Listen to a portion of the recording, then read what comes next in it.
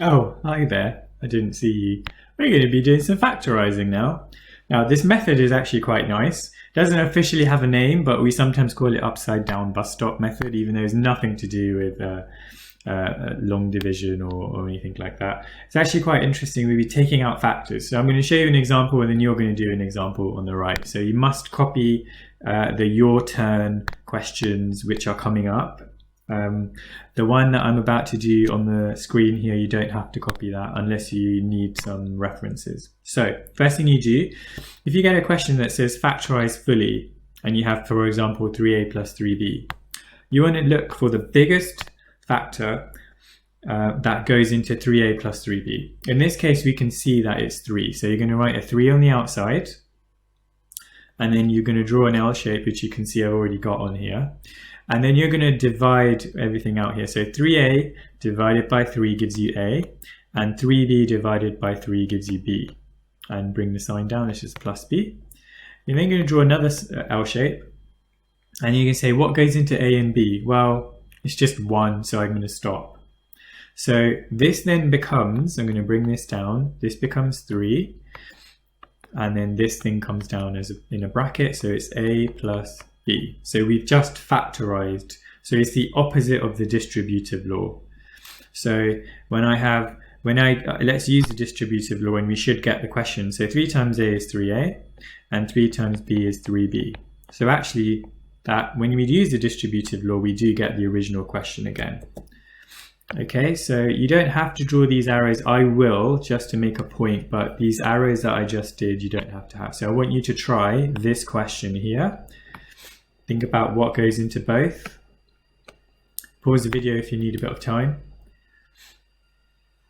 Okay, so I'm going to show you what you should have done. We can see that the biggest thing that goes into 6y and negative 24 is going to be 6. So put a 6 on the outside. 6y divided by 6 is y. And negative 24 divided by 6 is negative 4. And then draw L shape again.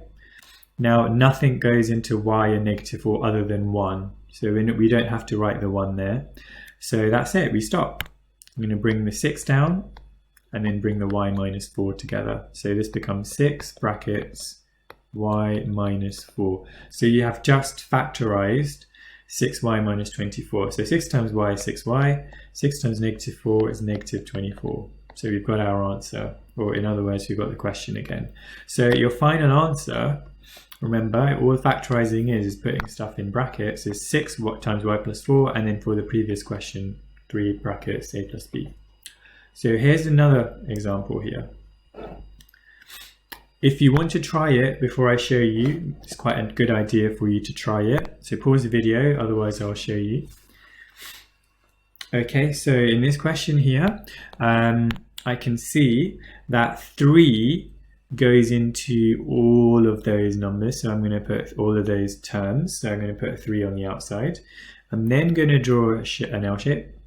So 3 times what gives me 3gh, where it's going to be gh.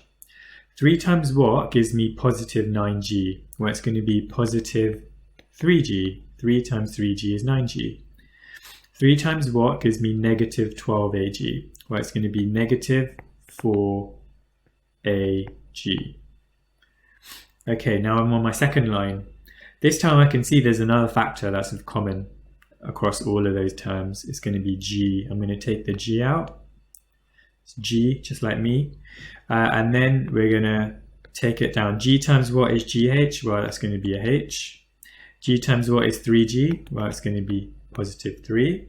G times what is negative 4ag? Well, it's just going to be negative 4a. Now looking at this, are there any factors that go into h3 and negative 4a that are common? Well, it's just 1, so we don't need to do anything. Now, we're going to bring this all down.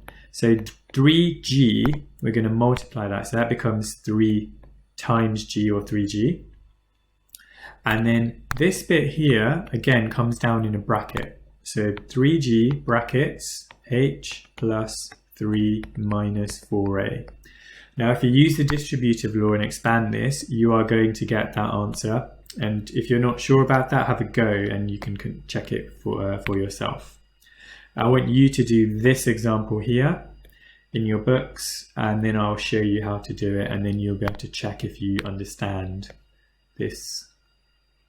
Pause the video if you need more time.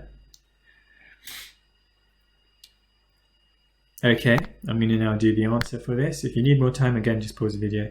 So I can see that 3 goes into both. So this becomes x squared y plus 5xy. Now you may have done a different number, you may have, or even a letter, you may have taken out y first, you may have taken out x first, you may have even done 3xy in one go. And if you're confident to do that, great, we're going to get the same answer though. Okay, so I am now going to see, okay, well I can take out an x from both, so this then becomes xy plus 5y. That's because there's an x squared there, so I can only take one x out. And then I can take a y out, so this becomes x plus 5. And in this case, I can see there's just a 1 there. Okay, now we're going to bring everything down. So this becomes 3xy brackets x plus 5. And that is your final answer.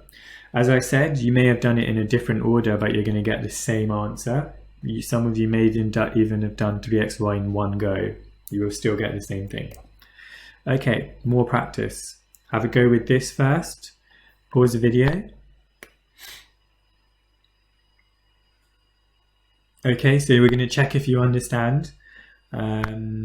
So let's see what we can take out here. So I can see, I'm going to try to do this with a slightly quicker way by taking out more factors in one go rather than one factor at a time. So I can see that a and b are common to both.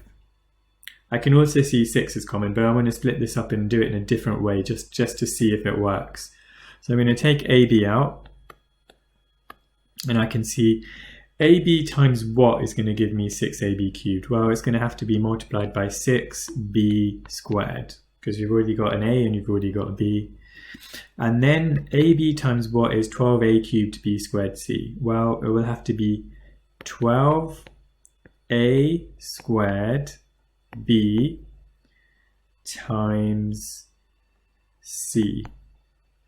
Okay, I can still see I have a b that I can take out. So I'm going to take the b out here. So this becomes b times 6b plus 12a squared c will give me the following. And then I can take out 6. So 6 times b plus 2a squared c. I suspect you guys will have done a different method, but you will always end up with the same answer. So let's think about this carefully. A times b is going to be ab squared, and then we have to multiply it by 6. So I'm going to put a 6 in the front, and then we're going to bring this down in a bracket. So this then becomes b plus 2a squared c. And that's your answer. Again, some of you may have done it in one step. Some of you may have done it in 4 steps. Here is another question for you to try. And in case you can't see it, that's actually 4f squared here. Okay, pause the video, have a go.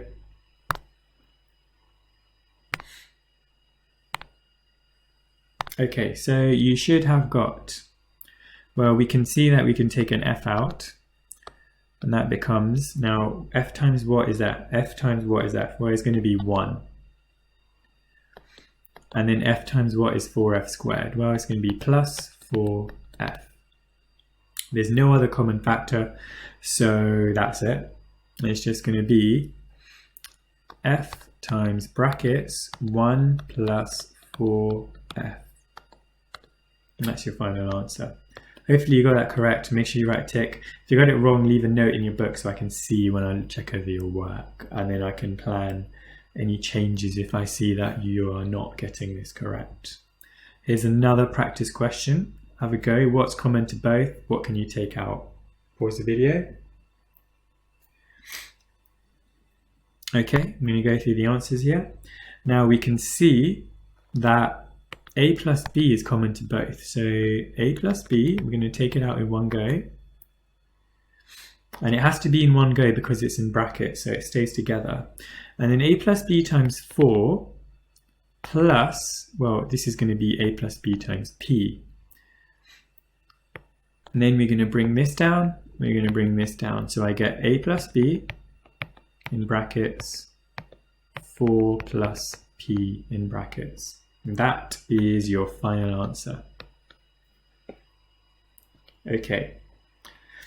Just a quick discussion. The following product has been factorized fully, true or false? Take a second to think.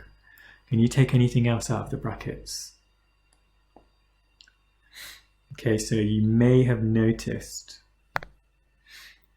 in here, actually we can take out a 2 because 2 goes into 8 and negative 6. So actually, let's just factorize it. So some of you should have tried this in your book. So 16 minus 12x. Well, what goes into 16 and 12? Well, 4. So 4 times 4 is 16, and 4 times negative 3x is negative 12x. So then what the answer should be is 4 brackets 4 minus 3x. So this has been factorized, but it hasn't been fully factorized. This has only been partially factorized because you've only taken a 2 out. So you need to make sure you can spot the factors. Okay, so the next video is going to be a quick exercise for you guys to try. So move on to that one. Make sure you smash the like button before you do that though.